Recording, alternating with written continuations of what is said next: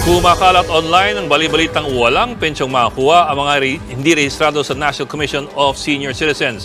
At kung magparehistro naman, abay may dagdag pensyon daw. I-fact check po natin yan.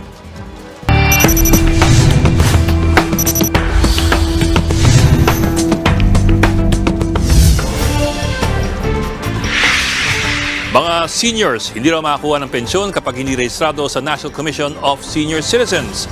Yan ang bali-balitang kumakalat ngayon online. Ang sabi, hindi raw makakuha ng pensyon ang hindi makapagrehistro sa website ng National Commission of Senior Citizens or NCSC.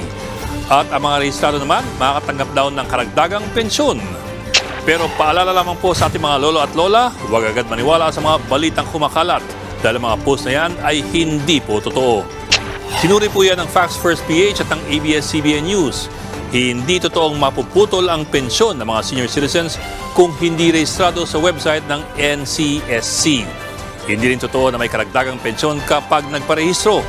Ang sabi ng NCSC, totoong may registration para po sa mga senior sa kanilang website. Pero ito ay walang kinalaman sa pensyon.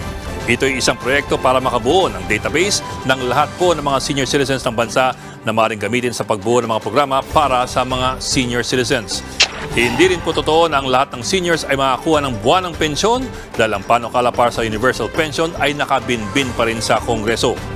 Ayon sa Republic Act 1994 o ang Expanded Senior Citizens Act of 2010, ang social pension ay para lamang sa mga seniors na indigent o yung mga walang pinansyal na kapasidad.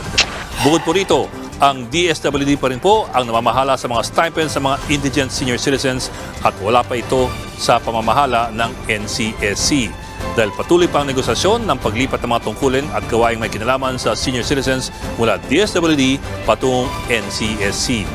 Kaya po mga kapatid, kapag meron kayong nasasagap online, atin po munang i-double check para hindi mabiktima ng maling impormasyon.